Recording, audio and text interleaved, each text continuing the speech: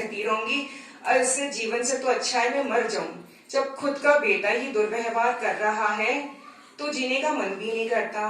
मेरी सेवा में क्या कमी रह गई? मैं आश्रम में इतनी सेवा करती हूँ, मैं इतना प्रभु चिंतन करती हूँ, मेरा खुद का बेटा मेरे साथ ऐसा दुर्व्यवहार करता है। गुरुजी ने कहा कि वो तुम्हें खाना देता है। फिर से बोला दूसरी बार, हाँ खाना तो देता है। तुम्हें आश्रम जाने से रोकता है? नहीं, आश्रम जाने से तो नहीं रोकता। सेवा करने से रोकता है? नहीं, सेवा करने से भी नहीं रोकता। तो गुरुजी कहते हैं सब चंगा है, सब बढ़िया है, कोई चिंता की बात नहीं है, जो कर रही हो करती रहो। ठीक है, घर लौट आती है। कुछ समय बाद बेटी की शादी होती है, बहू आ जाती है। बहू का भी व्यवहार अपनी सास के साथ बहुत खराब होता है। तो इस बार तो माता जी गुरु जी के पास जाती हैं और कहती हैं आज तो मैं आपके पास से उठूंगी ही नहीं जब तक कि आप मेरी समस्या का समाधान नहीं करो। बेटा तो बेटा, बहू भी मेरे साथ इतना दुर्व्यवहार करती है, मैंने दोनों का क्या बिगाड़ा है? मैं तो इतनी ममता देती हूँ, इतनी जान लुटाती हूँ उनपे। गुरु जी का फिर वही प्रश्न, खाना देता है? हाँ देता है। आश्रम जाने से रोकता है? नहीं रोकता।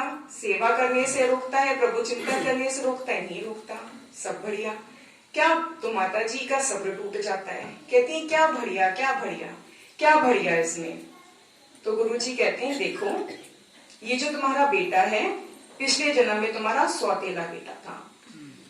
तुम इस पे बहुत अत्याचार करती थी, इसको बहुत मारती पीटती थी, कड़ी धूप में खड़ा रखती थी, बहुत काम कराती थी, बिल्कुल प्यार नहीं करती थी और इसको बिल्कुल खाना नहीं देती थी, बिल्कुल खाना नहीं देती थी इसको। और इसकी मृत्यु का कारण भी यही था कि भूख से तड़प तड़प के उसने अपने प्राण त्याग दिए। तो इस जन्म में तुमने जो इतना प्रभु चिंतन किया, जो तुमने इतनी सेवा की, उससे कम तुमको इतनी राहत है कि वो तुमको खाना दे रहा है, तुमको खाना दे रहा है, तुम्हें अच्छे कर्म करने से नहीं रोक रहा है। वरना अगर तुम ये भी नहीं करती तो तुम खाने से भी वंचित हो सकती थी। तो प्रभु चिंतन से, श्रेष्ठ कर्म करने से जो हमारे विकर्मों की लकीर होती है वो छोटी हो जाती है, क्योंकि हमारे हिसाब किताब हमें ही चुट्टू करने, कोई और नहीं करेगा। बट वो शूली से कांटा कैसे बन जाता है?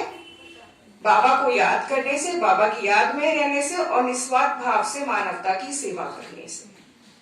तो इसलिए जो हो रहा है अच्छा हो रहा है और जो होगा बहुत अच्छा होगा।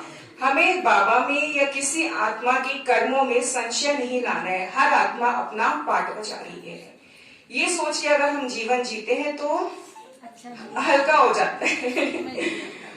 तो ये मैं भी अब इस रूल को फॉलो करती हूँ, तो मेरे लिए भी जो लाइफ की प्रॉब्लम्स हैं रोज जो आती हैं उनको हैंडल करना बहुत सहज हो जाता है। शुक्रिया बाबा, शुक्रिया।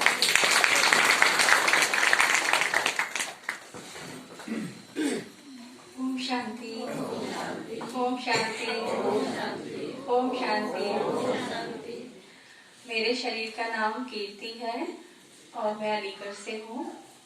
मैंने भी ज्ञान काफी सालों पहले लिया था, लेकिन 5 इयर्स से फॉलो कर रही हूँ बहुत अच्छे से। मेरी लाइफ में भी बहुत संघर्ष है, सब बहुत संघर्ष कर रही हूँ अभी। बट ज्ञान से ये होता है कि क्यों, क्या, कैसे, ये सब चीजें बाबा के ज्ञान में आने से ये सब चीजें खत्म हो जाती हैं हमारे अंदर। कि क्यों हो रहा है हमारे साथ, ये कैसे हुआ, ये क्यों, हम तो इतने अच्छे हैं, हमारे साथ ऐसा क्यों। तो ये सब चीजें मैंने जब से ज्ञान वो प्राप्त अच्छे से किया तो ये सब चीजें मेरे अंदर क्वेश्चंस खत्म हो गए। तो बस यहाँ पर आके मुझे इतनी खुशी महसूस हो रही है। मतलब बाबा को बार बार मैं थैंक यू बोल रही हूँ कि आज बहुत अच्छा मुझे मौका मिला है, इतने अच्छे लोगों से मिलने का मौका मिला है, आज इतनी प्यारी बहन सुजाता बहन से मिलने का मौका मिला है। तो मुझे आज बहुत ज्यादा खुशी हो रही है। दिल से धन्यवाद बोलती हूँ मैं सुजाता बहन जी का और सभी भाइयों बहन का बहुत ज्यादा शुक्रिया होगा।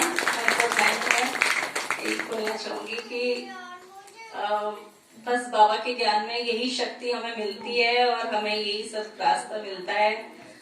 इसी तरह हम चलते रहेंगे और चलवाते रहेंगे, कोशिश पूरी हमारी यही रहेगी। ओम शांति।